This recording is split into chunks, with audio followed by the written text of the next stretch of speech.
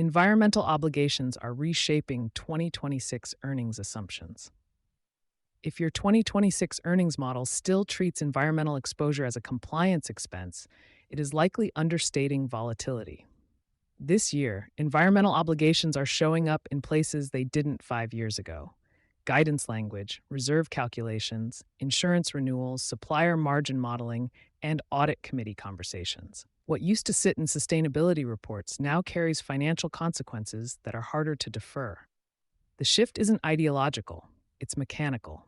Disclosure divergence, structured PFAS settlements, rising insured losses, and carbon-linked trade mechanisms are turning environmental exposure into a forecast variable.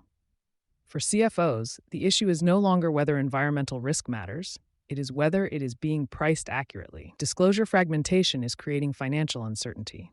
The regulatory landscape has not simplified, it has fractured. At the federal level, climate disclosure requirements remain unsettled. At the state level, California's emissions and climate risk reporting laws are expected to pull thousands of companies into formal disclosure regimes. In Europe, proposed revisions to CSRD may narrow direct scope, but leave cross-border and supplier expectations intact. For finance teams, the result is not relief. It is modeling ambiguity. Companies are navigating external assurance costs that are still evolving, data system investments that were not in long-range plans, disclosure timelines that do not align cleanly across jurisdictions, inconsistent regulatory signals that complicate forward-looking statements. The real risk is not missing a filing deadline. It is issuing earnings guidance that later appears misaligned with environmental risk disclosures. That is a credibility issue, and credibility affects cost of capital. PFAS settlements have changed how liability is modeled. PFAS litigation has become the clearest financial template for environmental exposure. Industry-wide settlements have surpassed $11 billion in recent years. One recent state-level agreement structured $875 million in payments over 25 years, with scheduled cash flows beginning in 2026. That structure matters. These obligations are no longer contingent abstractions. They are discounted cash flow inputs. They influence leverage ratios. They require coordination with insurers. And increasingly, downstream entities are being pulled into litigation, not just original manufacturers. That expands the circle of financial exposure. For finance teams, the lesson is straightforward. Environmental liability now arrives in scheduled installments, not surprise spikes. Insurance markets are sending a clear pricing signal. Global insured losses from natural catastrophes reached approximately $137 billion in 2024, with total economic losses near $318 billion. Industry estimates for 2025 insured losses range from $108 to $140 billion. That trend is translating into real operating pressure. Higher premiums, larger deductibles, tighter coverage language, increased engineering audits, insurance renewals are now part of earnings planning.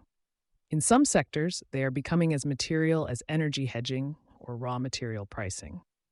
Finance leaders are discovering that resilience investments deferred in prior years are reappearing as premium pressure today. Carbon border mechanisms are entering margin assumptions. The EU's Carbon Border Adjustment Mechanism, CBM, moves closer to financial impact as transitional reporting tightens and payment structures take shape. For companies importing covered goods or sourcing from suppliers who do, embedded carbon accounting becomes a data verification cost, a pricing negotiation issue, a potential margin drag. Even firms not directly exporting to the EU may see cost pass-through effects in their supply chain. Trade policy has become a climate cost variable. Earnings language is quietly shifting. Across sectors, environmental exposure is moving from sustainability appendices into risk factor disclosures, contingency footnotes, insurance discussions, capital expenditure justifications. Executives are increasingly framing environmental exposure as cost variability, not corporate citizenship. That tone shift reflects internal reality. Volatility is harder to ignore. What finance leaders should adjust now?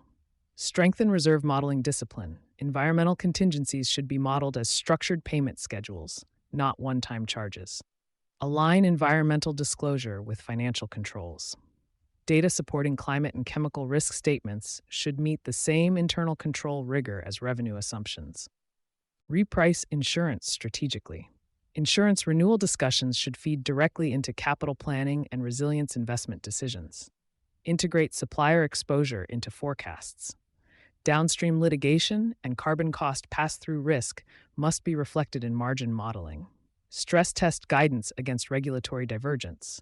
Jurisdictional inconsistency increases the risk of disclosure misalignment. The structural reality of 2026. Environmental obligations are no longer episodic compliance costs. They are influencing earnings confidence, reserve adequacy, insurance strategy, supplier pricing, disclosure defensibility.